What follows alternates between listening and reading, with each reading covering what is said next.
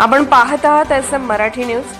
लोकशाहीच्या रक्षणासाठी सदैव कटिबद्ध असलेले एक रोखठोक व लढाऊ news channel SM Marathi news. जिथे अन्याय तिथे आम्ही। टोप येथे तोंडावर गुंगीचा स्प्रे मारला तर पाळीव कुत्र्यांना गुंगीचा खाऊ घालून चोरट्यांनी सुमारे 3.25 लाखांचे सोने चांदी दागिने व रोख रक्कम लंपास केली।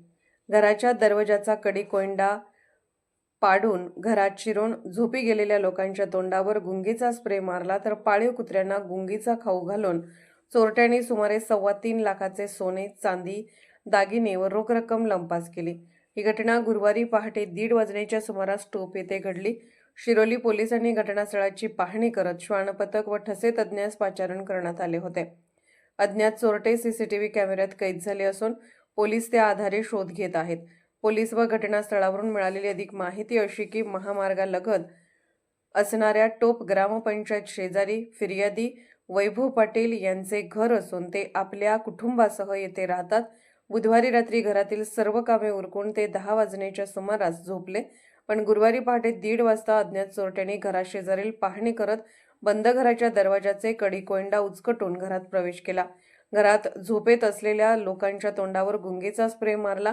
कपाटाची सोने चांदीचे दागिने, मोबाईल, हँडसेट व रोख रक्कम असे एकूण 3.25 लाखाचा ऐवज लंपास केला। यामध्ये 16 ग्रॅम वजनाचा लक्ष्मीहार किंमत 1,41,544 तसेच 49,750 रुपये किमतीची सोन्याची ठुशी, सुमारे 50,000 रुपये किमतीची 2 चांदीची कडी, 50,000 रुपये किमतीचे 3 विवो कंपनीचे मोबाईल, हँडसेट व रोख रक्कम 30,000 असा समावेश आहे। वैभव पाटील यांचे आजोबा घरामागे असणाऱ्या शेडमध्ये झोपण्यास असतात।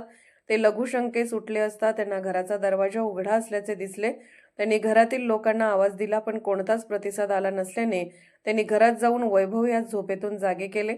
त्यानंतर घरातील कपाट पाहिले असता त्या कपाटातील वस्तू विखुरलेल्या दिसल्याने घरात चोरी झाल्याचे लक्षात आले।